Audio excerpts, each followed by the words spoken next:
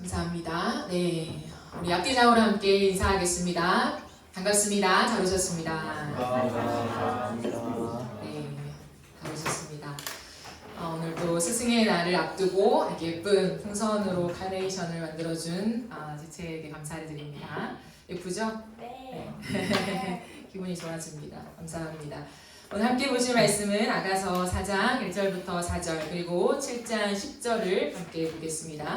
아가서 4장 1절부터 4절 죄송합니다. 아가서 6장 1절부터 4절 7장 10절 말씀입니다. 다 찾으셨으면 우리 한 목소리로 읽겠습니다. 1절부터 시작. 여자들 가운데에서 어여쁜 자야 내 사랑하는 자가 어디로 갔는가 내 사랑하는 자가 어디로 돌아갔는가 우리가 너와 함께 찾으리라.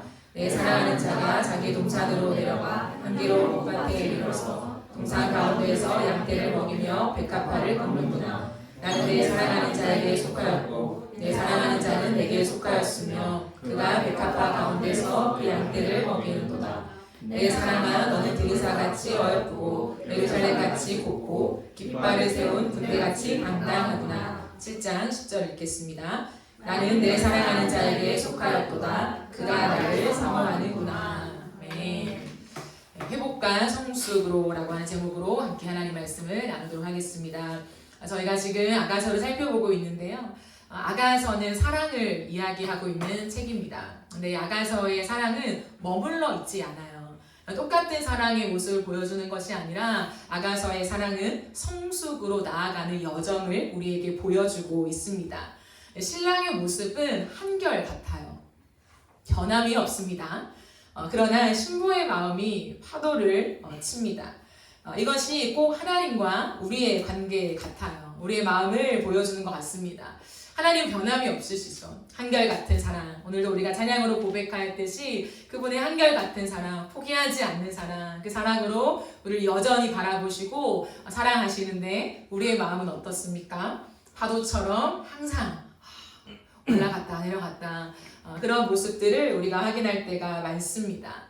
감사한 것은 무엇이냐면 그럼에도 불구하고 이 파도가 수없이 우리의 인생처럼 이런 20대, 30대를 지나는 긴 시간처럼 하나님 앞에 일렁이고 있음에도 불구하고 하나님이 우리를 버리지 않으신다라는 거예요. 우리를 잊지 않으십니다.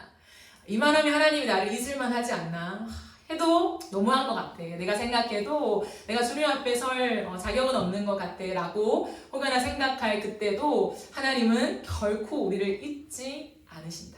내가 하나님을 잊으면 잊었지 나는 너를 한 번도 잊은 적이 없다 라고 말씀하시는 것이 우리 하나님 아버지의 마음이십니다. 위기와 갈등이 있지요. 하나님과 우리의 관계 속에 위기와 갈등이 있지만 그 과정을 끝없이 통과하면서 우리를 성숙으로 변화시켜 주신다는 거죠. 성숙한 사람이 되게 하는 것, 이것이 하나님 우리를 향한 기뻐하시는 뜻입니다. 우리가 지난주에 함께 살펴본 것처럼 솔로몬은 술람미 여인을 너무 사랑해서 그 여인을 보기 위해서 밤새 달려와요. 그런데 신부는 잠이 들진 않았지만 귀찮아서 잠이 든 척하며 나가보지 않습니다. 이내 마음을 돌이키고 나가봤지만 신랑은 없죠. 남자가 없습니다. 그래서 술람미 여인은 그제서야 솔로몬을 찾아 나서고 있습니다. 오늘 본문은 거기에 이은 말씀인데요. 술람미 여인이 성숙되어져 가는 과정을 잘 보여줘요. 그러므로 이 말씀을 통해서 우리가 어떻게 성숙으로 나아갈 수 있는지에 대해서 오늘 함께 나누어 보려고 합니다. 성숙으로 나아가려면 어떻게 해야 할까? 첫 번째는 회복의 장소로 가야 한다입니다. 오늘 우리가 읽은 본문 말씀을 세번이어 성경으로 한 번 더 보시면요. 이 여인이 남자를 막 찾고 있으니까 친구들이 말해요. 여인들 가운데서 빼어나게 아름다운 여인아, 너의 힘이 간 곳이 어디냐? 너의 힘이 간 곳이 어딘지 우리가 함께 힘을 찾아 가서 보자 라고 얘기를 해요. 그런데 독특한 것은 여자가 이미 알고 있어요. 2절을 보세요. 나의 힘은 자기의 동산, 향기 가득한 꽃밭으로 내려가서 그 동산에서 양떼를 치면서 나리꽃을 꺾고 있겠지라고 말해요. 이 여인은 성숙해서 정처 없이 헤매는 것이 아니라 이 남자가 어디에 있는지를 알고 그곳을 찾아간다라고 하는 거죠. 찾아갔더니 진짜 양떼를 치고 있습니다. 그래요. 신부는 신랑을 찾기 위해 정처 없이 헤매는 것이 아니라 신랑이 있는 곳을 찾아가서 만나게 됩니다. 그 회복의 장소가 어디입니까, 여러분? 솔로몬이 있는 곳이에요. 근데 이곳은 어디이냐면 자기 동산이라고 되어 있는데 신랑이 있겠다고 약속한 장소입니다. 그곳은 목자가 양떼를 먹이는 곳이라는 거죠. 독특한 것은 술라미 여인이 자신이 사랑하는 신랑 솔로몬을 비유할 때요. 솔로몬은 왕이었잖아요. 근데 왕으로 묘사하고 있지 않아요. 항상 양떼를 지키는 목자로 비유하고 있습니다. 하나님의 마음, 하나님의 모습을 우리에게 설명하시는 것이 아닌가 생각합니다. 술라미 여인은 이 솔로몬의 동산을 찾아가요. 그리고 거기에 솔로몬이 있기 때문에 만납니다. 그 만남을 통하여서 두 사람의 관계가 회복되는 것을 보게 됩니다. 백합화가 핀 동산에서 목자의 보호 아래 있는 모습을 우리에게 설명하고 있어요. 양떼를 늘 안전하게 지키는 목자의 모습. 항상 그곳에, 그 자리에서 양떼를 사랑하는 그 모습. 그것이 술라미 여인이 봤을 때 솔로몬의 모습이었다라고 하는 거죠. 무엇을 말해줍니까? 하나님께서 우리에게 내가 어떤 존재냐, 수많은 수식어가 있지만 그 신랑과 신부의 사랑이라고 함은 목자와 양의 관계라는 거죠. 하나님이 책임지시고 우리를 사랑하시며 우리를 보호하시는 그 주님의 마음을 우리에게 설명합니다. 그래서야 술라미 여인은요, 이 솔로몬 왕, 이 솔로몬 안에 거하면서 사랑과 돌봄을 누리게 되지요. 여러분, 그렇다면 하나님의 동산이 어디일까요? 하나님의 동산. 우리가 회복할 수 있는 하나님의 동산. 하나님이 자기 양떼를 충실히 먹이고 계시는 변하지 않는 그 지점이 어디일까요? 그곳은 바로 말씀의 자리입니다. 말씀의 자리. 하나님의 에덴 동산을 만드셨죠. 얼마나 기뻐하셨을까요? 에덴 동산을 만드시면서 하나님의 그 사랑과 기쁨이 가득했던 그곳에서 하나님이 한 가지 두신 것이 있습니다. 그게 무엇일까요? 말씀을 두셨다는 거예요. 하나님 말씀을 두시면서 아담의 마음에 하나님의 말씀이 거하게 하심을 통해서 그와의 관계를 형성해 나가셨다라고 하는 거죠. 그 말씀으로 깊은 사랑을 누리게 하면서 아담의 인생을 인도해 가셨습니다. 그러므로 하나님의 동산, 우리가 항상 회복하기 위하여 가야 하는 하나님의 동산은 어디인가 했을 때 여지없이 말씀의 동산이라는 거죠. 여러분, 우리는 회복해야 돼요. 회복해야 하는 존재입니다. 회복이 무엇일까요? 회복은 원래의 상태로 돌이키거나 원래의 상태를 되찾는 거예요.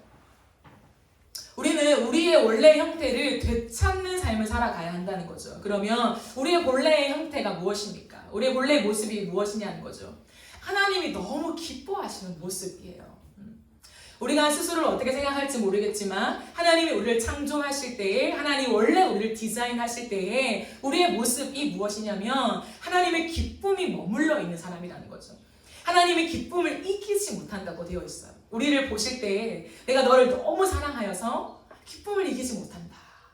그러나 우리가 말씀의 자리를 떠났을 때 하나님의 그 기쁨이 우리 안에 느껴지지 않죠. 하나님의 근심이 옵니다. 성령이 우리 안에서 근심하시는 거죠. 다시 한번 예수 그리스도의 십자가를 통해서 하나님은 우리를 회복하기를 원하십니다. 우리는 회복의 경주를 달려가야 돼요. 그러기 위해서 말씀의 자리로 가야 합니다. 요한복음 15장 5절부터 7절까지의 말씀을 보면요, 예수님과 우리의 관계를 포도나무와 가지로 비유하시죠. 나는 포도나무요, 너희는 가지라. 그가 내 안에, 내가 그 안에 거하는 이 연합의 관계를 주님께서 설명하십니다. 그 안에 거할 때 사람이 열매를 많이 맺나니 주님을 떠나서는 우리가 아무 열매도 맺을 수 없다는 거죠. 6절에 보시면 사람이 내 안에 거하지 아니하며 계속 반복해서 내 안이라는 말씀을 하십니다. 가지처럼 밖에 버려져 마르다니 사람들이 그것을 모아다가 불에 던져 사른다. 7절을 보세요. 너희가 내 안에 거하고 한 번 더 얘기하죠. 그런데 다른 용어로 설명하십니다. 내 말이 너희 안에 거하면 무엇이든지 원하는 대로 구하라. 그리하면 이루리라 라고 얘기를 합니다. 무엇을 말씀하실까요? 하나님 안에 거할 때 우리가 사는데, 우리가 회복되는데 하나님 안에 거한다는 것이 무엇이냐? 하나님의 말씀 안에 거한다라고 하는 거예요.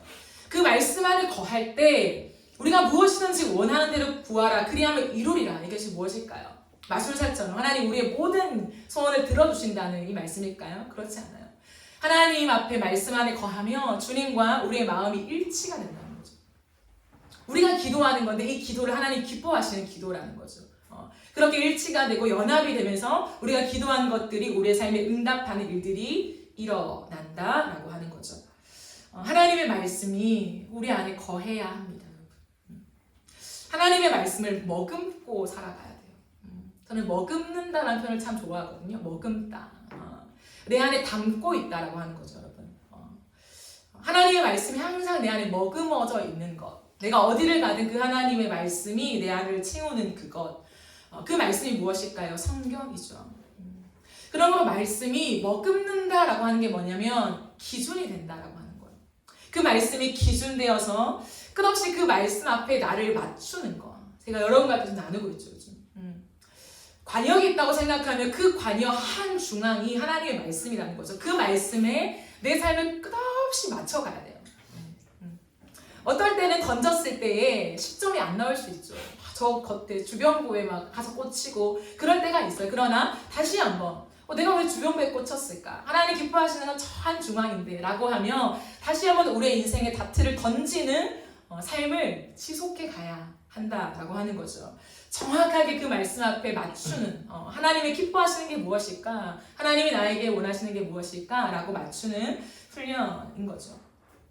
한 이야기가 있어요. 건초도미 이야기라는 건데요. 한 사람이 건초도미 알죠? 건초도미에서 일을 하고 있었습니다. 그래서 너무 많은 건초도미 사이에서 막 땀을 흘리며 열심히 일하는데 너무 열심히 일을 했던 터라 자신이 가장 귀중한 시계를 잃어버린 거예요. 그래서 너무 소중한 시계고 반드시 찾아야 하기 때문에 다시 그 지점에 가서 모든 건초도미를 뒤지면서 시계를 찾았어요. 시간이 지났습니다. 근데 못 찾은 거죠. 많은 시간이 지났는데도 못 찾고 너무 탈진을 한 거예요, 이 사람이. 그래서 그 넓은 건초도미 그 공간 안에서 대자로 뻗었어요. 너무 힘들어가지고 다 뻗어서 눈을 감고 거친 숨을 몰아셨어요. 몰아쉬면서 잠시 쉬는 동안에 갑자기 어디선가 째깍째깍 소리가 들리는 거죠. 그래서 이 사람은 다시 계속 눈을 감고 더 숨을 죽여서 가만히 고요한 그 상태를 지속했습니다. 그러니까 그 째깍째깍 들리는 소리가 조금 더 커지는 거예요. 그 소리를 찾아서 갔더니 거기에 시계가 있는 거예요. 이것은 우리에게 참 많은 것을 시사해 줍니다. 무엇일까요? 열심히 막 그것을 찾기 위해서 우리가 해치고 땀을 흘리고 내 노력을 하지만 못 찾는 거예요. 그런데 힘을 빼고 고요한 가운데 있으니 그 시계가 너무 쉽게 찾아지더라라는 거죠. 바쁜 세상을 살아가면서 우리를 살리는 것이 무엇이냐면 고요한 시간입니다. 고요한 시간. 내 영혼에 고요한 시간이 필요하다는 거예요. 이 고요한 시간은 단순히 혼자 있는 것을 말하지 않아요. 여러분 잘 아시죠? 혼자 있다고 여러분 고요해집니까? 그렇지 않아요. 혼자 있으면 유튜브만 보죠.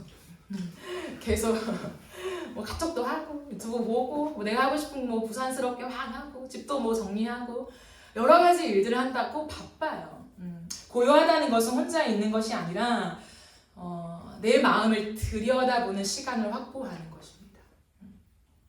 내 마음의 중심을 들여다볼 수 있는 시간인 거죠. 그 고요한 시간이 무엇이냐면 인생의 가장 중요한 것이 형성되는 시간이에요. 이것을 꽉 붙잡아야 돼요. 나라는 한 존재. 여러분 존재는 제가 여러분과 함께 말하지만 정말 특별하거든요. 우리는 진짜 특별한 사람이에요. 그냥 대충 살아갈 사람이 아니라는 거예요. 그런데 이 특별한 존재가 건강하게 형성되기 위해서 나의 인격과 나의 존재가 건강하게 자라가야 되거든요. 성숙해 가야 된다는 거죠. 그때 절대적으로 필요한 게 뭐냐면 고요한 시간이에요. 내 마음을 들여다보는 시간은 너무너무 중요합니다. 그런데 우리는 이 마음을 어떻게 들여다볼 수 있을까요? 하나님 말씀 앞에서요. 그 말씀 앞에 우리의 인생의 기준되는 유일한 기준되는 그 말씀 앞에 나를 돌아보고 내 마음을 내 상태를 내가 지금 어느 방향을 향해 걸어가고 있는지 내가 무엇을 원하는지 정말 내가 궁극적으로 가지고 싶은 손에 쥐고 싶은 게 무엇인지 대한 끝없는 점검을 해야 한다라는 거죠. 여러분, 그래서 사실은 설교 시간이 굉장히 중요합니다. 요즘 현대를 살아가면서 많은 사람들은 이 설교의 비중을 굉장히 약화시켜요. 옛날에 전통적인 교회를, 기성교회를 좀 비판하면서 우리 안에 설교, 일방적인 이렇게 말씀을 나누는 설교보다 두런두런 앉아서 하나님의 말씀 한 절 읽고 각자의 의견과 생각과 마음의 상태를 나누는 그 시간이 훨씬 더 중요하지 않나라고 얘기를 해요. 그래서 저는 그 시간이 너무 중요합니다. 이전에는 너무 약했죠. 그러나 제가 늘 말하지만 이것이 약했기 때문에 그것을 버리면 안 돼요. 설교가 너무 주를 이루고 우리의 소그룹과 나눔과 이런 우리의 얘기를 듣는 것이 부족하다고 해서 설교의 시간을 버리면 안 된다는 거죠. 약화시키면 안 되고 약한 것을 올려야 돼요. 그게 건강한 방법이거든요. 그러므로 이 설교의 시간은요, 하나님께서 부족하지만 설교자를 통해서 성령의 감동하심이 나가는 시간이에요. 그래서 여러분 보세요. 이 시간에 하나님의 말씀 앞에 내 생각이 세팅되어지죠. 다시 한번 하나님의 말씀 앞에 내 삶을 돌아보게 됩니다. 그리고 하나님의 그 말씀 앞에 때로는 성경은 무엇이라 말하냐면 이 말씀이요 우리 안에 방망이가 된다고 해요. 예레미야가 그렇게 말하잖아요. 내가 하나님 말씀 따라가는 게 너무 지치고 힘들고 이 시대 속에 어떻게 그렇게 살아가? 나만 그렇게 살아가는 것 같고 그러한 외로움을 느낄 때 이제는 하나님 말씀을 내가 듣고 싶지도 않다, 외면하고 싶다라고 했던 그 시간에 하나님 말씀으로 찾아왔을 때 예레미야 고백하는 것은 주의 말씀이 불방망이처럼 내 영혼을 때려친다라고 했어요. 그러면서 그 때려치는 말씀이 내 심장을 관통한다는 거예요. 그래서 내가 그 주의 말씀이 내 심장을 관통하기 때문에 다시 주의 말씀을 따르지 않을 수 없다. 내 가슴에 불붙는 마음이 된다라고 얘기해요. 여러분, 우리가 뜨거운 마음, 불붙는 마음을 언제 지속할 수 있습니까? 혼자 일상을 살아갈 때는 이게 꺼져요, 불이. 그러나 다시 한번 말씀을 들을 때 이 말씀 앞에 내 삶을 맞춰야지라고 하는 내 안에 그런 열린 마음이 있을 때요, 그 말씀 속에 성령이 일하시고 불이 붙고 다시 한번 주님을 위해 살고 싶고 그 말씀 앞에 내 인생을 맞추고 싶은 열정이 일어나게 되는 거예요. 그게 뜨거움이라고 하는 거죠. 말씀은 때로는 우리의 인생을 이렇게 사색하게 합니다. 묵상하게 하죠. 찬찬히 돌아보게 할 때도 있습니다. 그러므로 그 시간은 언제 확보되나요? 내가 개인적으로 하나님과 1대1 관계 안에 있을 때. 이런 설교 시간이나 예배 시간만이 아니라 공동체가 모여서 무언가를 얘기할 때만이 아니라 내가 혼자 단독적으로 하나님 앞에 나아갈 때에 깊이 그냥 찬찬한 호수처럼 내 삶을 이렇게 돌아볼 수 있는 거예요. 그래서 여러분 혼자 정말 서울에는 바다가 없지만 뭐 강도 있고 한강이잖아요. 강이나 아니면 여러분만의 혼자의 시간에 집중할 수 있는 그 공간들로 우리가 가는 것이 좀 필요해요. 그래서 막 뜨겁게 찬양을 부르고 뭐 기도하고 이런 시간은 아니지만 참참히 하나님 앞에서 내 인생을 다시 거니는 거예요. 내가 걸어온 인생, 지금도 가고 있는 현재 인생이지만 내 인생을 내 영혼 안에서 거닐어 봐야 돼, 내가. 그렇게 되면 어떻게 되냐면 내 인생과 내 모습을 제3자의 시각으로 바라보게 됩니다. 그럴 때 하나님의 눈이 열리게 되는 거야. 하나님이 나를 바라보실 때 이러한 마음이시구나. 내 모습이 이러한 모습이었구나 라고 하는 것들을 보게 되는 하나님의 지점들이 있다라고 하는 거예요. 여러분, 이 시간을 통해서 우리에게 가장 중요한 존재의 성숙이 형성되기 때문에 사단은 이 시간을 어떻게든 가로막습니다. 우리가 말씀을 듣지 못하게, 예배에 나오지 못하게, 설교를 듣지 못하게 막을 거고, 듣는 가운데서도 우리의 마음이 좁아지게 할 거예요. 열린 마음이 아니라 좁아진 마음으로 말씀에 집중하지 못하게 한다는 거예요. 앉아있다고 다 말씀에 반응하는 건 아니잖아요. 그럼 우리 이 시간도 사실은 영적인 싸움이라는 거죠. 내 시선을, 내 집중력을 계속 하나님 앞에 가져가는 씨름입니다. 그러면서 사단은 이 시간을 가져가지 못하고 대충 넘기게 하는 거예요. 그리고 한 가지 더는 내 마음에 새기지 못하게 하는 거. 말씀이 빠르게 휘발되는 거죠. 이 시간 들었을 때는 너무 좋고 결단도 하고 같이 모여서 얘기할 때는 그래요. 좋아요. 그런데 그 시간이 끝나면 다 휘발되는 거예요. 주일 설교도 받은 은혜도 감동도 다 휘발되고 내 삶을 동일하게 살아가는 거죠. 사단의 전략입니다. 그럼 말씀이 내 안에 머물게 하는, 새기게 되는 그 힘을 우리가 기르고 가져가야 한다라고 하는 거죠. 우리는 이 사실을 깨닫고 말씀으로 내 삶을 정렬하는 법을 배워가야 합니다. 왜냐하면 그렇게 될 때요, 내가 선택하는 거 있잖아요, 여러분. 하나님 앞에 내 삶에 하나님께 무엇이 기쁨이 될까? 우리는 항상 그 지점을 생각하잖아요. 근데 답이 없잖아요, 사실. 누군가가 나한테 다 매뉴얼을 주면서 이대로 하면 하나님 기쁨이 될 거야 라고 말하지 않기 때문에 수많은 변수와 나만 겪는 환경이라는 것이 있기 때문에 그 환경 속에 과연 내가 무엇을 선택하는 게 하나님께 기쁨이 될까? 우리는 고민할 때가 있습니다. 근데 참 흥미로운 건 뭐냐면 내 삶이 하나님 말씀 앞에 다 정렬이 되고 내 인생에요, 가치관이 정말 예수 그리스도로 정렬되면요, 우리가 선택하는 상당 부분이요, 하나님의 기쁨을 선택하게 되어 있어요. 나도 모르게 선택한 건데 늘 갈팡질팡 고뇌하고 고민하고 뭐가 맞을까 그렇게 가고 있지만 결국에 내가 선택한 그 선택이 하나님 앞에 기쁨이 될 때가 많다라고 하는 거죠. 그 말씀 안에 거할 때 하나님 우리를 단단하게 하십니다. 단단하게. 세상에서도 욕에 흔들리지 않고 다 굳건하게 우리를 단단한 사람으로 빚어 가신다라고 하는 거죠. 성경을 읽어보면 참 흥미로운 점이 많아요. 근데 제가 20대 초반에 다윗을 너무 사랑하게 됐어요. 그래서 어쩜 다윗은 이럴까? 그래서 제가 20살, 21살 그때 다윗이 나오는 이 사무엘 상하를 정말 많이 읽었던 것 같아요. 그리고 나아가서 시편까지. 사무엘 상하를 끝없이 제가 정말 많이 읽었던 것 같아요. 근데 끝없이 읽고 또 읽으면서 제가 그때는 아직 신학적인 부분이 많이 형성되지 않은 때잖아요. 20살, 21살이니까. 그래서 제가 참 흥미로운 걸 발견했어요. 뭐냐면 다윗이요, 사실 성경에 많은 위대한 인물들이 많지만 예수 그리스도를 다 대표하는 인물이잖아요. 다윗 하면 예수 그리스도가 나오는 그 가문을 다윗의 가문에서 하나님 선택하셨고 많은 본보기가 다윗 안에, 삶 안에 있잖아요. 근데 다윗의 삶에 엄청난 특별한 기적이 없는 것 아십니까? 다윗의 인생에는 뭔가 진짜 초월적인 하나님의 기적이 없는 것을 제가 20살 때 처음 보고 너무 신기하다라는 생각을 해봤어요. 하나님이 딱 잡아 쓰시는 사람들을 보면 모세는 홍해를 가르잖아요. 기적 같은 역사들이 일어나잖아요. 여호수아는 여리고 성이 무너져요. 갑자기 그 엄청난 난공불락의 성이 무너지는 일들을 경험하게 됩니다.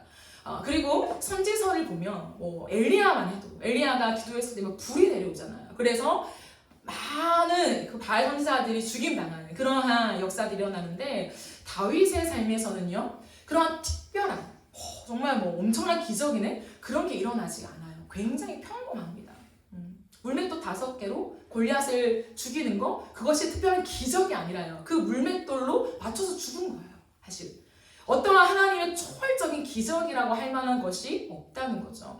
그런데 왜 하나님께서 이 신구약을 망라하고 하나님 마음에 합한 사람, 내 마음을 가장 잘 안다, 내 마음과 가장 일치한다, 가장 흡사하다 라고 얘기하는 사람을 다윗으로 꼽으셨을까요? 그 인생이 다 지나고 신약시대에 사도행전을 쓸 때 어찌하여 그 다윗에게 내 마음이 합한 사람이다 라고 하는 하나님의 그 평가를 남기셨겠습니까? 다윗은 힘이 있었다는 거예요. 그 힘은 무엇이냐면 초월적인 기적을 경험하는 그러한 은사적인 부분에 위대함은 없었지만 항상 말씀의 사람이었다는 거예요. 다윗의 심중에는 항상 하나님의 말씀이 있었습니다. 여러분 생각해 보세요. 우리가 다윗을 떠올릴 때 다윗은 들판에서 양떼를 칠 때 하나님과 관계하고 하나님을 알았던 사람이라고 생각하잖아요. 그거 쉬운 게 아니에요. 그 어린 다윗이 시간이 주어지고 양떼가 있으니까 남는 무료한 시간이니까 뭘 하겠어 그때. 요즘에 핸드폰이 있는 것도 아니고 그러니까 하나님 말씀 암송했겠지, 기억했겠지라고 생각한다면 엄청난 착각입니다. 그건 다윗의 선택이었어요. 하나님을 너무 사랑하여서 그 시간, 그 말씀을 다시금 떠올리며 자신의 인생을 그 말씀 앞에 해석하는 능력이 그 어릴 때부터 있었다라고 하는 거죠. 하나님의 말씀 앞에 다름질하고 그 말씀 앞에 내 삶을 계속해서 연습해가는 사람에게 하나님 주신 선물이 무엇이냐면 하나님의 마음을 가장 잘 알게 하신다. 여러분, 우리 가정도 마찬가지입니다. 가정에서 회복이 일어나기 위해서 무엇이 필요할까요? 말씀이 세워져야 하는 거예요. 말씀이. 우리는 가정 안에서 부부 관계를 형성해 나가면서 사실은 가정 세미나, 가정에 대한 교육을 많이 받지 못하고 가정을 시작하죠. 물론 8주간 이런 세미나를 받는 사람도 있겠지만 정말 드물어요.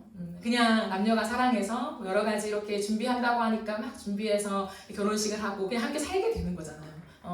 그렇게 살다 보니까 서투는 것이 참 많죠. 그냥 이렇게 하면서 배워가는 거고 가정을 이루는 거고 라고 생각할 수 있습니다. 그러나 너무 달라서 자꾸 싸우게 되는 지점들이 발생하죠. 남녀의 기준이 다르고 살아온 환경이 다르기 때문에 싸웁니다. 근데 이유가 뭘까요? 기준이 다르고 환경이 달라요. 맞아요, 그것은. 근데 궁극적인 이유는 무엇이냐면 남녀의 두 사람의 공동의 기준이 없기 때문이에요. 공동의 기준. 회복이라는 것은 제가 말했지만 그 지점에 우리가 함께 가야 되는 거죠. 함께 그 자리에 다시 서야 된다는 거죠. 근데 그 함께 서는 자리가 없어요. 그러니까 내 입장에서 상대를 설득하는 거죠. 내가 생각할 때는 이 사건이, 이 일이 이렇게 생각하고 나는 이걸 잘했고 너는 못했다고 생각해. 이 일은 궁극적으로 이게 문제라고 생각해. 그래서 우리가 이걸 이렇게 풀어가는 것이 맞다고 생각해. 내 입장에서 맞죠. 근데 상대는 상대 나름의 또 이유가 있어요. 그건 맞지만 사실 내 편에서는 나는 이렇게 생각하고 나는 이랬으면 좋겠어. 이게 더 중요하게 여겼으면 좋겠어. 라고 하는 이 서로의 생각들이 있는 거죠. 근데 누가 옳다 그르다 쉽게 판단되지 않을 일들이 훨씬 많다라고 하는 거예요. 우리에게 정말 중요한 게 뭐냐면 공동의 기준, 공동의 기준. 제가 이 시리즈 설교를 시작하면서 여러분께 말했던 거 아직 미혼이라면 가장 중요한 게 저는 결혼식이다. 그 결혼식의 주례사, 하나님 말씀, 공동의 말씀, 내가 감동받은 말씀 말고 혼자 감동받은 말씀 말고 두 사람이 결혼을 할 때에 하나님이 공동의 기준으로 주신 그 가정의 메시지, 그 메시지가 너무 중요하고 항상 싸울 때나 어려운 위기를 겪을 때 그 메시지로 돌아갈 때 가정 건강하게 세워줄 수 있어요. 왜냐하면 너도 아니고 나도 아니고 우리에게 하나님 주신 객관적인 말씀이거든요. 가정을 형성할 때도 마찬가지라는 거예요. 공동의 기준이 필요합니다. 그 공동의 기준은 어떻게 형성합니까? 같은 공동체 안에서 또 하나님의 말씀을 듣고 읽고 배우면서 그 말씀이 자꾸 기준이 될 때에 동일한 공동의 기준, 객관적인 기준 앞에 우리의 가정을 맞춰 가게 되는 거예요. 그래서 가정에서 말씀을 나누는 거 굉장히 중요합니다, 여러분. 은혜, 내가 받은 은혜의 포인트를 나누는 거 굉장히 중요하다라는 거죠. 예배를 드리고 집에 돌아가요. 그러면 미혼은 만약에 부모님들이 이제 믿는 분들이시라면 부모님과 함께 내가 받은 은혜를 나누는 건 중요해요. 내 생각을 주입시키는 거 말고 나는 오늘 말씀 속에 이러한 은혜를 받았어. 그게 짧게라도 10분이라도 그냥 그 은혜를 나누는 거예요. 나는 우리 가정이 이렇게 됐으면 좋겠어요. 바램까지 넣어도 되죠. 근데 부부라면 반드시 이 공동체에서 나누는 거 말고 돌아가서 부부와의 관계 속에 이 말씀에서 내가 어떤 은혜를 받았고 어떤 찔림을 얻었는지 하나님 찔러주는 것도 분명히 있거든요. 건강한 거예요, 그것은. 근데 그것을 깊이 나눠야 돼요. 왜냐하면 공동체가 아무리 가깝고 친밀해도 나누지 못할 얘기는 분명히 있습니다. 때로는 내 치부를 다 나누는 게 건강한 게 아니라 때로는 나누지 않은 편이 건강할 때도 있어요. 그건 솔직하지 않은 것이 아니라 지혜로운 거죠. 그러면 나만 아는 내 치부, 정말 바뀌지 않는 누군가가 알았을 때 시험이 되는 그런 부분들이 분명히 있다는 거죠. 우리는 연약하기 때문에 그런 부분들은 부부와의 관계 속에 가족과의 관계 속에 그걸 나누는 것들이 필요해요. 하나님이 이 지적을 정확하게 이 내 행동을, 이 내 아이 생각을 하나님이 지적하시는 것 같다. 하나님이 바꾸길 원하시는 것 같아. 근데 나 힘으로 안 돼. 당신이 좀 도와줘. 내가 어떻게 하면 이거 바꿀 수 있을까? 어떻게 생각해? 건강한 이야기와 소통이 필요한 거죠. 그냥 교회 이야기하는 게 아니라 교회에서 이런 일이 있었고 그 얘기를 하는 게 아니라 깊은 은혜, 말씀의 그 공통된 기준들을 세워가는 것이 필요하다라고 하는 거죠. 말씀 앞에 서는 게 왜 이토록 중요하냐면 말씀 앞에 설 때 내 모습을 가장 정직하게 알 수 있기 때문이에요. 제가 언젠가 부부 상담을 하는 그 프로를 본 적이 있어요. 근데 이런 이제 이슈가 다루어졌어요. 한 부부가 너무 많이 싸우는 거예요. 너무 사랑해서 결혼을 했는데 아직 젊어요. 굉장히 젊은 40대 초반의 이제 가정인데 너무 싸우는 거예요. 그러니까 너무 괴로운 거 서로가. 보는 것도 괴롭고 말하는 것도 괴롭고 그래서 이 관계가 되게 악화가 됐어요. 그러니 상담소에 이렇게 신청을 했겠죠. 그래서 신청을 받는데 이제 이 부부의 일상을 보여주는 거예요. 카메라를 가지고 이제 일상을 이렇게 찍는 거죠. 어떻게 대화하고 뭐 어떤 것 때문에 늘 싸우는지 이런 걸 찍어요. 그리고 그거를 이제 상담사랑 같이 봅니다. 쭉 보는데 어떠한 현상이 나오냐면 여성이 되게 강한 거예요. 아내가 되게 강해요. 그러니까 이 아내는 명확한 기준이 있는 거예요. 자기만의 삶을 살아갈 때 자기가 지혜롭다 생각하는 거 이렇게 해야 한다라고 하는 기준이 너무 명확한 거예요. 그런데 보다 남자는 그렇지 않은 거죠. 그냥 이렇게 슬렁슬렁 살아가는 사람이에요, 사실은. 그런데 여자가 너무 강하니까 이렇게 말끝마다 지적을 하는 거예요. 행동을 할 때마다 지적을 하는 거예요. 그러면서 잔소리가 너무 심해서 이런 말까지 하더라고요. 이건 왜 이렇게 했어? 지금 생각이 있어 없어? 당신은 뇌가 있어 없어? 같이 가는 거예요. 그 찍고 있는데도 불구하고 내가 있어 없어 이게 그냥 툭 나오는 거죠. 여자의 잔소리가 거칠어지는데 남자는 대꾸를 못하고 그냥 받는 거예요. 별로 큰 대꾸를 안 해요. 받아요. 이 부부의 일상을 영상으로 본 상담사가 한 몇 초 가만히 이제 심각하게 딱 머물러 있더라고요. 그러고 나서는 말이 아니라 행동으로 보여주기 시작하는 거예요. 이렇게 해요. 앉아 있었어요. 근데 이제 이 아내를 남편으로 가장하는 거예요. 당신이 이제 남편입니다. 그리고 나는 당신입니다. 그러니까 이 상담사가 여자가 되는 거죠. 아내가 되는 거죠. 그러면서 이렇게 딱 마주보고 앉아요.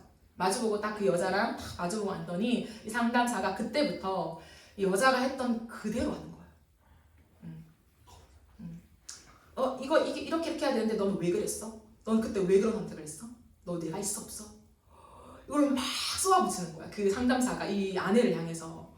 근데 막 똑같이 뭐 크게 오버하지 않고 어쨌든 비슷하게 이렇게 막 하니까 그 여자분이 눈물을 계속 흘리더라고요. 펑펑 울더라고요. 그러면서 하시는 말씀이 그 아내분이 자기가 이렇게 하는 줄 몰랐다. 이 정도로 심한 줄 몰랐다는 거죠. 그래서 말문이 막힌 채로 하염없이 울면서 고개를 푹 숙이면서 내가 이렇게까지 한 줄 몰랐다 이렇게 하더라고요. 이 상담사가 참 지혜로우신 거죠. 어떤 말로 가르치는 것이 아니라 다 그걸 보여주는 거죠. 무엇을 보여줄까요? 내 모습을 내가 못 본다는 거죠. 내 모습은 내 나름에는 정당한 이유 때문에 내가 지금 하고 있지만 내가 지금 어떤 얼굴 표정인지 내가 어떠한 언어를 쓰는지 어떠한 태도로 내 남편을 대하는지조차도 인식하지 못한 채 내 기분 이걸 흐트러뜨렸다는 이대로 가지 않았다라고 하는 그 생각 분명 본인 생각에는 옳았겠죠. 그러나 부부는 옳은 것만 선택하는 게 아니잖아요. 같이 가는 건데 이제 그 부분들을 자기가 전혀 알지 못했던 것들을 이제 뉘우치고 반성하는 그 프로를 제가 봤어요. 그러면서 참 많은 생각을 하게 되었습니다. 비단 부부만의 관계가 아니라 우리가 살아가는 동안에 하나님과의 관계도 마찬가지고 내가 하나님을 향해서 어떻게 하는지를 모르는 거예요. 내 얼굴 표정이 어떤지, 내 생각이 어떤지, 내 행동이 어떤지, 태도가 어떤지를 전혀 보지 못하니까 그냥 그게 당연한 줄 알고 살아가는 거죠. 근데 말씀 앞에 설 때, 하나님의 말씀 앞에 깊이 우리가 들어가고 내 모습을 돌아볼 때에 내게 이런 모습이 있구나. 내가 이런 단어를 잘 사용하네. 내가 이런 표현을 툭 나오네. 하나님의 자녀인데 세상에 쓰는 이 단어가 내 입에 너무 착 달라붙어 있네. 이것을 그때서야 발견해요. 그냥 일상을 살아갈 때 모르는 거죠. 그래서 머물러 있는 시간이 필요해요. 그러면 내 언어를 교정하는 거죠. 의식적으로 내가 왜 이 단어를 자꾸 사용할까? 이 단어를 빼야겠다. 혼자 하는 게 어려우니까 너무 감사하죠, 부부는. 내가 이 단어를 쓰지 않도록 혹시 내가 무의식 속에 이 단어를 쓰면 좀 말해줘. 혼내지 말고 말해줘. 이렇게 하면서 이게 좀 같이 가는 훈련들을 하면요 훨씬 나아진다라고 하는 거예요. 그래서 말씀이 우리를 훈련하는 지점을 가져가야 성숙이 와요. 성숙입니다. 두 번째를 잠깐 나누겠습니다. 성숙으로 나아가기 위해서 우리가 두 번째는요. 개인이 곧 공동체라는 것을 알아야 합니다. 성숙이라는 것은 몸과 마음이 어른스러워지는 것을 뜻해요. 자라가는 거죠. 어린아이 수준에 머물러 있는 것이 아니라 자라가면서 우리가 어른스러워진다, 성숙한다 라고 표현하죠. 술라미 여인은 미성숙한 모습 속에서 어떤 생각을 했냐면 개인이 전부인 줄 알았던 것 같아요. 내 마음, 내 고백, 내가 원하는 거, 내 기분. 그러나 어느새 개인으로만 존재하는 것이 아니라 공동체로 존재한다는 것을 알게 됩니다. 그게 어디서 드러나나요? 3절 말씀을 보실까요? 나는 내 사랑하는 자에게 속하였고 내 사랑하는 자는 내게 속하였다 라고 해요.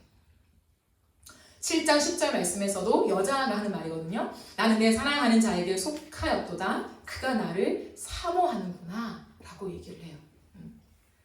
내 기분과 마음으로만 내가 마음대로 하는 것이 아니라 내가 신랑에게 속한 사람임을 깨닫게 되는 거죠.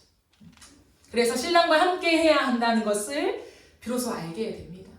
내가 문 닫고 싶다고 해서 문 닫고 있는 것이 아니라 함께 해야 한다라는 그 공동체의 의식을 깨닫게 되는 거죠.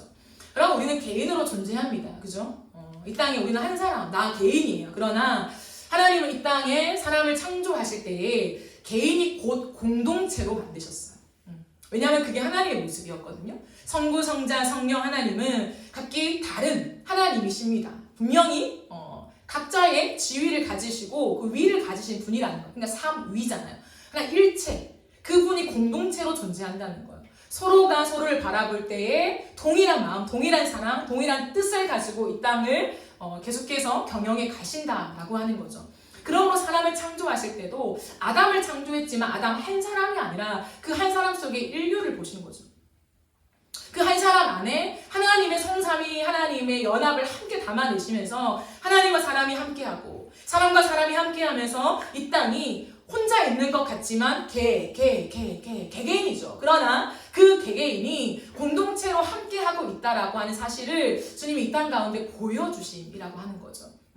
요즘에 워낙 개인주의로 갑니다. 그냥 나 혼자 내가 선택하고 내가 즐기고 내가 원하는 것들을 추구하는 시대에 우리 한가운데 서 있죠. 그러나 반드시 기억해야 될 게 뭐냐면 개인은 곧 공동체라는 거예요. 좀 나아가서 공동체가 아니라 개인은 곧 공동체라는 거예요. 여러분 보세요. 예전에는 공동체 의식이 있었잖아요. 그렇기 때문에 특별히 한국 문화 속에서는 우리나라, 우리 동네 이러한 의식들이 있었어요. 그렇기 때문에 함께 성장해 갔죠. 지구를 지키며 함께 성장했다. 근데 그것이 약화되면서 이제 너가 중요해. 너 한 사람의 선택은 너의 몫이야. 너가 즐거워하는 걸 선택해 라고 하다 보니까 내가 선택한 것뿐인데 내가 편한 걸 선택한 것뿐인데 결국에 보니까 이것이 지구가 망가지고 있어. 우리의 개인은 공동체로 묶여져 있다라는 거죠. 하나님께서 우리를 이것으로 부르셨습니다. 예수 그리스도의 십자가 부활의 믿음으로 우리를 어떤 사람으로 부르셨냐면 하나님께 속한 사람으로 부르셨다는 거죠. 하나님께 속한 자. 내 개인이 아니라 이제 내 안에 누가 사십니까? 예수님이 살아가신다는 거예요. 예수님이 함께 거한다는 거예요. 나 혼자 내 것이 아니라 이 삶은 내 일생은 내 것이 아니라 하나님의 것이라는 거죠. 하나님과 함께. 그래서 하나님을 제외하고 말할 수 없는 사람이 되었다는 거예요. 여기에 대한 인식이 필요합니다. 우리는 하나님을 제외하고 말할 수 있는 사람이 아니다. 하나님과 함께 얘기할 수밖에 없는 사람이다라는 거죠.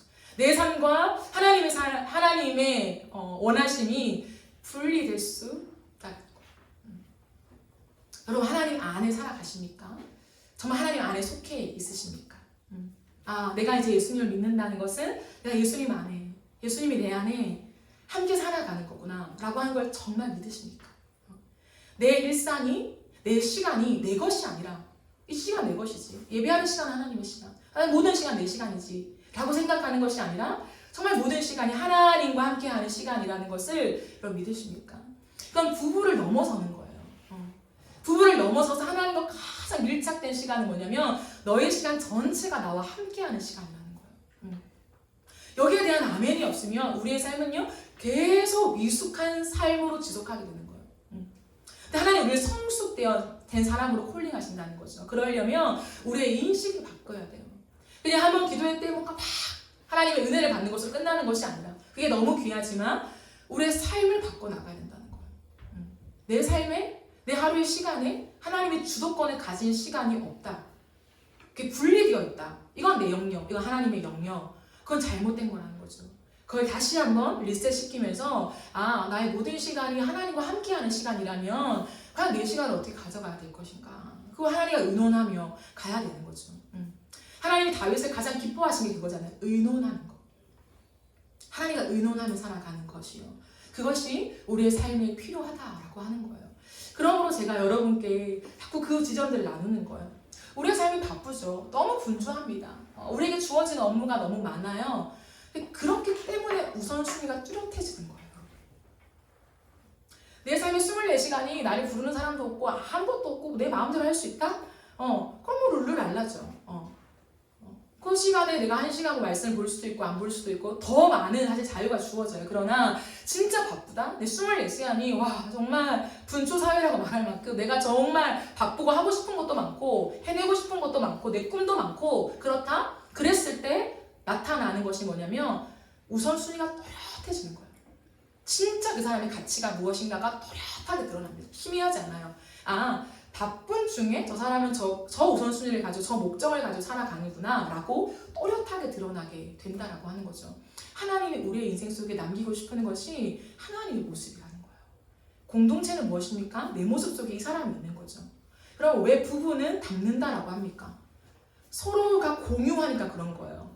처음에는 전혀 다른 남녀가 만났지만 시간이 쌓이고 세월을 함께 공유하고 선택을 함께 하게 되고 내가 싫어도 이 사람이 좋아하는 것들을 같이 계속해서 함께 하게 되면서 뭐냐면 비슷해진다는 거죠. 그러면 이 사람을 볼 때 아내 얼굴이 떠오르는 거예요. 이 사람을 볼 때 남편의 얼굴이 떠오르는 거죠. 그 사람 같고 부부가 닮고 생리도 닮아가고 이러한 일들이 사실 진짜 발생한다라고 하는 거죠. 우리의 모습을 가만히 볼 때 우리의 삶을 가만히 볼 때 하나님의 모습이 남는가? 여러분의 하루에 일주일의 시간 속에 하나님의 모습이 다 남겨져 있습니까? 그 지점으로 하나님 우리를 일으키신다라고 하는 거예요. 여러분 하나님께서 제가 여러분과 많은 말씀들을 나누지만 요즘에 하나님이 계속 하시는 말씀이 있어요. 그 하시는 말씀이 뭐냐면 나는 수많은 인류가 있지만 내 사람 하나님의 사람들이 많잖아요. 믿는 사람들 얼마나 많습니까? 그런데 한 명밖에 없는 것처럼 너를 사랑한다. 이 말씀을 계속 하세요. 많은 사람이 있고 이 사람은 더 열심히 주님을 사랑하고 정말 열정적으로 하나님의 일을 하고 그렇게 하고 나는 별로 그렇게 동참하지 않아요. 근데 하나님은요 우리에게 뭐라고 말씀하시냐면 너 한 사람, 이 지구상에 너 한 명밖에 없는 것처럼 내가 너를 사랑한다 라고 얘기를 하세요. 오늘 이 말씀 속에서도 6장 9절을 우리가 읽진 않았지만 솔로몬이 슐라미 여인에게 그래요. 수많은 예루살렘에 여인들이 있다. 오고 간 수많은 사람들이 있다. 그러나 내 완전한 자 너 하나뿐이다 이 말을 해요. 하나뿐이다. 그러므로 하나님은 전체적으로 이 땅의 한국교회 세계 열방에 관심이 있으시지만 사실 더 궁극적으로 나에게 관심이 있다는 거예요. 이 사실에 눈을 떠야 돼요. 하나님은 나에게 굉장한 관심이 있구나. 내가 하나님과의 그 사랑의 연합을 하기를 너무 원하시는구나. 그렇다면 99마리가 주님과 함께 열심히 살아가도 양 한 마리 내가 주님께 돌아오지 않으면 하나님은 근심하신다는 거예요. 99마리 만족하지 않아요. 퍼센테이지로 만족하지 않는다는 거예요. 그 한 마리가 언제 돌아오나. 그 한 마리를 찾아서 주님은 모든 힘을 다해서 기다리신다 라고 주님 말씀하신다는 거죠. 그래요. 이 사실을 알 때에 내가 혼자인 것 같지만 혼자가 아니라 내가 공동체를 이루고 있고 하나님과 연합을 이루고 있고 나아가서 가정에서 연합을 이루고 있구나. 내가 하는 말이 이 사람의 말투가 돼요. 자녀를 낳아보세요. 내가 이렇게 말해야 돼 가르치는 거 말고 내가 평상시에 아내랑 내 부모에게 하는 그 말투를요 아이들은 훨씬 더 많이 따라한답니다. 왜? 보고 있으니 듣고 있으니 삶으로 배운다는 거예요. 삶으로. 그러므로 우리가 다시 한번 이 사실을 좀 정리하면서 성숙이라는 것은 나를 벗어나 상대를 보는 거예요. 내가 하는 말과 행동과 선택과 가치관이 상대에게 영향을 미치는구나. 내 남편과 아내에게 영향을 미칠 수 있구나. 교회 공동체 안에 영향을 미칠 수 있구나. 내 사회 구성원들에게 영향을 미칠 수 있구나 라는 걸 생각하고 오늘 내가 어떻게 말하고 행동할 것인가를 생각하며 정정하며 그렇게 살아가는 것. 그것이 성숙으로 가는 방향인 것입니다. 말씀을 정리하겠습니다. 우리는 이제 성숙한 사람이 되어야 해요. 나이라는 것은 우리에게 요구되어지는 것이 있습니다. 성숙이에요. 이제 우리는 어린아이가 아닙니다. 우리는 10대 청소년들이 아니라는 거죠. 우리는 20대를 지나고 있고 20대를 지나 30대를 지나고 있고 30대를 넘어서 40대를 바라보고 지나가고 있고 그 이상을 계속 가야 되는 사람이라는 거죠. 그러면 우리가 20대, 30대 때 우리가 가야 하는 그 성숙의 길이 있어요. 존재라고 하는 것은 풍기는 거라는 거. 풍기는 거. 내가 풍기는 인격이 있어야 된다는 거죠. 그 성숙으로 하나님 우리를 가기를 원하시는 거죠. 내 마음대로, 내 기분 따라, 내 감정 따라, 내가 원하는 것 따라 선택하는 것이 아니라 이제는 그 성숙으로 우리가 지속해 가면서 하나님과 사람 앞에서 정말 지혜롭고 사랑스러운 사람으로 자라가길 하나님 기대하신다라고 하는 거죠. 그랬을 때 우리 안에 망가진 많은 모습들의 회복이 일어나야 돼요. 내 고집으로 내가 지금까지 척척척 했던 모든 것들 내려놓고 회복, 원래의 상태로 돌아가야 한다는 거죠. 그 원래의 상태는 말씀의 자리라는 거예요. 하나님 말씀 앞에 내 삶을 다 맞추는, 끝없이 맞추는 그 시간을 우리는 확보해 갈 때 성숙해집니다. 여러분, 신앙이 좋아진다는 게 뭐예요? 신앙이 좋아진다. 믿음이 좋아진다. 인격적인 사람으로 형성된다는 거예요. 여러분, 착각하지 마세요. 사랑을 많이 하고 규칙을 안 빠지고 하고 그런 것도 하나 일환이 될 수 있습니다. 너무 중요한 거죠. 그러나 더 중요한 건 뭐냐면 예수님을 닮은 인격으로 내가 변화된다는 거예요. 근데 여전히 내가 주님 닮은 인격으로 변화되지 않는다? 세상의 말투, 세상이 생각하는 모든 가치관을 따라서 말하고 행동하고 선택하고 그걸 추구하고 누리고 기뻐하고 쾌락에 젖어 살아간다? 그렇다면 우리는 미성숙한 거라는 거죠. 그랬을 때 내가 아직 미성숙하구나. 그러나 내 나이와 함께 또 신앙의 연수와 함께 성숙의 궤도로 이제 올라가야 되는구나 라고 생각하고 말씀 앞에 우리의 삶을 다 맞추는 것들이 필요하다. 그래서 디테일하게 이제는 우리의 언어, 우리의 생각, 선택, 내 시간 활용 이런 것들 하나님과의 관계 속에 다루어 가야 돼요, 여러분. 이제는 주일날 와가지고 예배 드리고 끝 이렇게 되면 안 되는 거예요. 그럼 성숙되진 않는다는 거. 신앙은 유지될 수 있겠죠. 하나님 믿음을 이제 너는 믿음이 없어 이렇게 하시지는 않아요. 하지만 내 안에 성숙은 이루어질 수 없다는 거죠. 그런데 내가 미성숙할 때 나만 있는 것이 아니라 나만 미성숙함을 가지는 것이 아니라 미성숙함이 전달되어져요. 그럼 우리 가정도 미성숙한 가정이 되는 거예요. 우리의 교회도 미성숙한 교회가 되는 거죠. 왜? 개인이 곧 공동체라는 거예요. 개인이 곧. 이런 말 있잖아요. 그 교회가 담임 목사만큼 성장한다. 저는 부분적으로 일리가 있다고 생각해요. 왜? 보고 듣는 것이 담임 목사를 통해 보고 들으니까. 저는 부단히 내가 성숙해야 여러분이 성숙할 수 있는 거예요. 나는 성숙해. 왜 성도들은 성숙하지 않지? 그건 말이 안 되는 일이죠. 내가 성숙한 만큼 가는 거죠. 그렇기 때문에 제가 성숙해야 되고 여러분 한 사람 한 사람의 성숙도가 결국에는 교회의 성숙도를 결정한다라는 거죠. 부부와의 관계 속에, 가정 안에서의 관계 속에 미성숙한 부분들을 자꾸 체크해야 돼요. 그리고 다루어 가야 된다는 거. 얘기도 많이 하고 그걸 막 싸우면서 막 이렇게 헐뜯는 게 아니라 그래, 나 이런 부분이 약해. 나 너무 입버릇처럼 나 입에 묻어서 나 이거 안 고쳐져. 자꾸만 서로가 확인해주고 점검해주면서 제거해가는 것들. 그래서 우리 가정이 성숙해 가는 것들을 꼭 기억하십시오. 그리고 여러분, 부모의 가치관과 부모의 말과 선택은 자녀가 고스란히 담습니다. 난 이렇게 학습해 줄 거야. 난 이런 레슨을 해줄 거야. 그거는 다른 번외고요. 그 중심의 인격을 형성하는 것은, 아이의 인격을 형성하는 것은 부모의 인격입니다. 그래서 그 지점들을 잘 돌아보고, 우리가 다 이제 앞으로 결혼을 할 거잖아요. 그렇기 때문에 지금 내가 성숙한 인격을 형성되어야 결혼을 해도 성숙한 가정과 성숙한 부모로 우리가 자라갈 수 있습니다. 바라는 것은 여러분들이 오늘도 하나님 앞에 주어진 이 말씀들을 잘 정리하시고 새롭게 올 일주일간 삶 속에서 하루하루 여러분이 고요한 시간을 확보하십시오. 각자의 시간이 필요해요. 각자의 시간을 가지면서 고요한 시간 속에 내 인생을 거닐어 본다. 내가 어떻게 살아오고 내가 어떻게 말하고 거니는 시간들을 확보하면서 성숙의 궤도 안으로 들어가는 더 깊어지는 여러분 그리고 저의 삶이 되어지기를 간절히 바라고 소망합니다. 함께 우리 찬양하고 기도하는 시간을 가지겠습니다. 우리 온 땅의 주인이라는 찬양을 함께 드리겠습니다.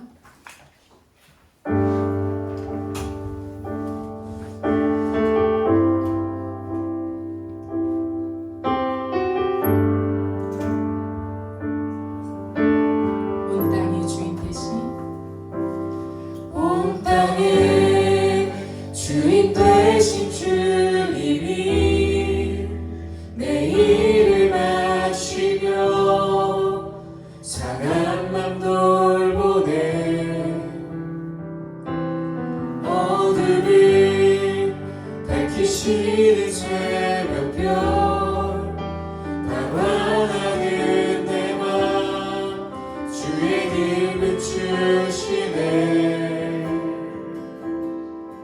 나로 인함이 아닌 주가 행하신 일로 나의 행함이 아닌 오직 주로 인하여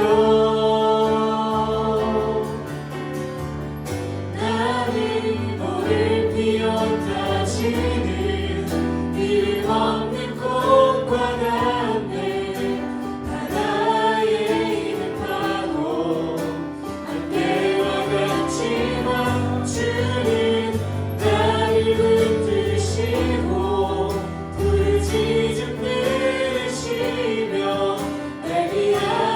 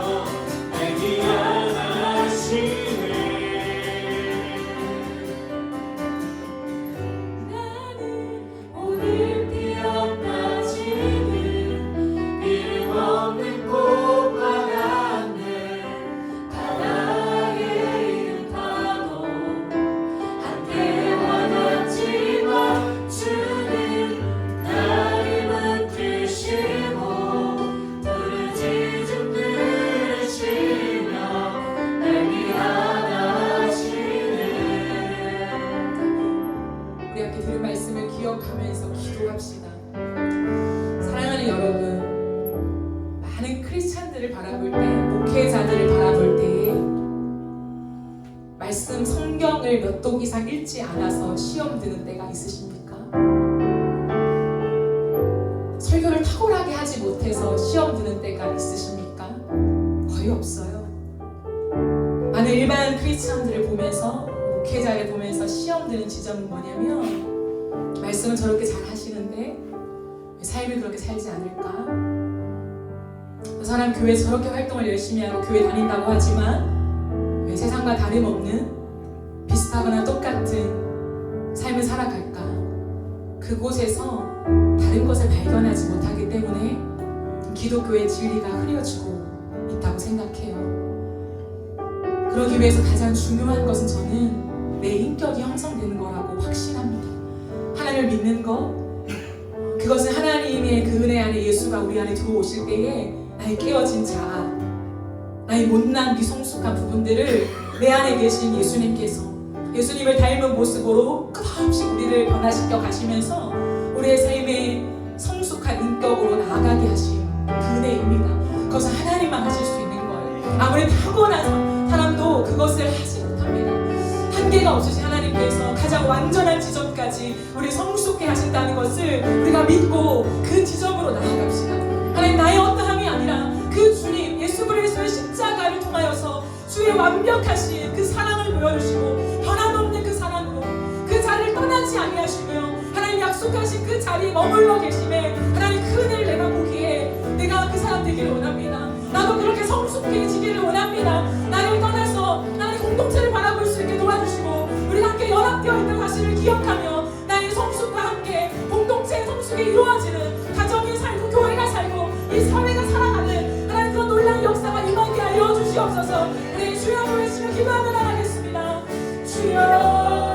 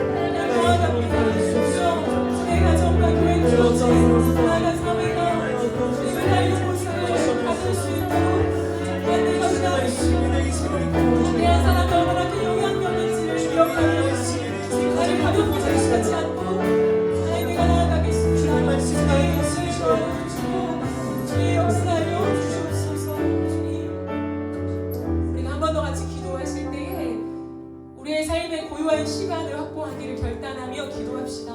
하나님이 우리밖에 없는 것처럼 우리를 주목하신다 말씀하십니다. 우리 하루하루의 삶을 주목하시고 우리의 생각 속에 무엇을 고민하고 생각하고 선택하기를 원하는지 그 모든 것을 읽고 계신다라고 말씀하세요. 너는 나에게 속한 내 신부이지 않냐 주님 말씀하십니다.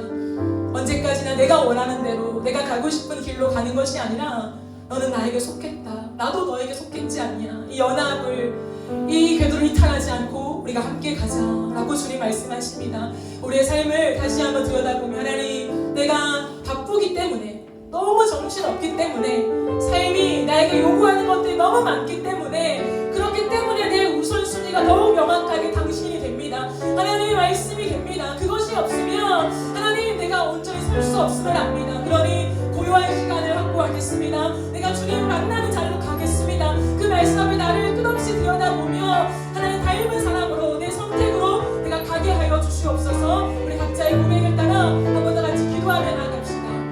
네 주님 그렇습니다. 어떠한 화려한 하나님 만남 경험 중요하지만 하나님 더 원하시는 것은 일상에 하나님과 함께하는 것 일상에서 네가 나에게 속했고 내가 너에게 속해 있다라는 것을 하나님 드러내기를 원하시는 하나님이심을 기대합니다. 하나님 우리가 하나님께 속해 있는데 내가 언제까지 내가 원하는 대로 내가 하고 싶은 대로 내게 하고 싶은 길로 가겠습니까? 온전한 관계가 형성되어질 수 없음을 압니다. 그러을 했다면 부부가 함께 마음 같이 같은 지점들을 형성하며 서로가 성숙해서 가는 것처럼 하나님의 우리가 마치 코로나 신랑과 신부 같다라고 말씀하시며 이제 우리 일상에 하나님과 함께 연합하여 살아가기를 원하시는 하나님 그 원함을 원하시는 하나님 스스로 기다리시는 하나님 그리고 억압하지 아니하시고 우리가 주님을 선택하여 나오기를 기다리시는 하나님 너무나 인격적이신 하나님 우리가 주님을 찾기까지 기다리시는 하나님 그 하나님을 바라봅니다. 하나님의 그 사랑이 우리의 삶을 바꾸게 하여 주시고 정신을 차리고 정말 내 삶에 무엇을 남기고 있는지 내가 누구를 믿고 하고 있는지 내 일생을 어떻게 살아가고 싶은지 정말 예수 그리스도가 내 삶의 한 폭발에 와 계신지 점검하며 끝없이 내 삶을 들추어내며 작은 사소한 내 것들을 다루어가며 성숙의 궤도와 나아가기를 원합니다. 주님 이제는 성숙해야 할 때임을 압니다. 더 이상 어린아이가 아님을 압니다. 우리에게 요구하시는 기대하시는 하나님의 모습이 있음을 압니다. 나이가 먹는다고 세월이 지난다고 성숙해지는 것이 아니라 아이와 같은 어른이 되어지지 않기를 원합니다. 하나님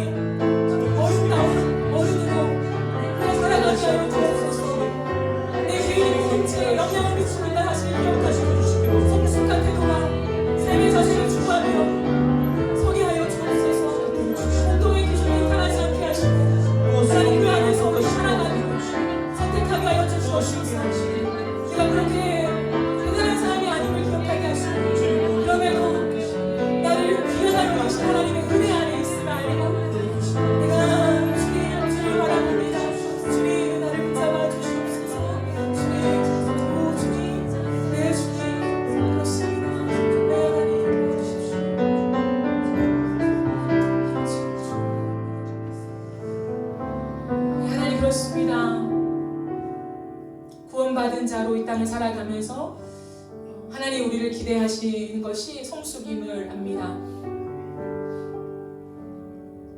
우리의 삶에서 주님을 닮은 모습을 낳고 그것이 내 모습이 되는 것, 그 지점으로 우리를 이끄신 하나님이신 줄 압니다.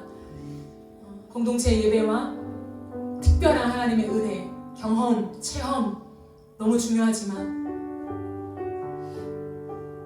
그것보다 내 삶의 오늘의 선택과 내 존재, 내 인품, 여기 안에 하나님이 계시는지를 점검하며 들여다보는 사람이 되고 싶습니다. 내 말투 하나라도 그것이 하나님 기뻐하시지 않는 말투라면 과감히 제거할 수 있는 그런 사람들, 내 삶에서 대수롭지 않은 일 같아 보이고 모든 사람들이 통용되어지는 길 같아도 하나님 기뻐하시지 않는 길, 뭔가 예수를 담아내지 못하는 결이라면 과감히 그 길에서 떠나는, 선택하지 않는, 손해를 감수하는 그런 사람이면 좋겠습니다. 이 땅 가운데 영향력이라는 게 무언가를 해서가 아니라 내 존재임을 기억하게 하시고 내 존재 안에 주님을 깊이 담아내는 성숙한 사람들이 되게 하여 주시옵소서. 우리를 통하여 우리 가정들이 세워지기를 원합니다. 이제는 나를 넘어서 함께하는 이 가정을 통하여 또 다른 사람들을 세워가는 이 은혜를 우리에게 주셨는데 여전히 미숙한 모습으로 서 있지 않게 하시고 우리의 가정과 또 나아가 하나님 우리에게 주실 가정들을 기대하면서 끝없이 성숙한 인격들 형성해가는 우리의 삶이 되어지게 하여 주시옵소서. 일주일 새로운 삶도 살아갑니다. 반복되는 똑같은 삶이 되지 않게 하시고 주님 앞에 과감하게 결단하며 선포하며 외치며 변화를 향하여 다름질하는 우리의 인생 될 수 있도록 역사하여 주옵소서. 감사드리며 예수님의 이름으로 기도드립니다.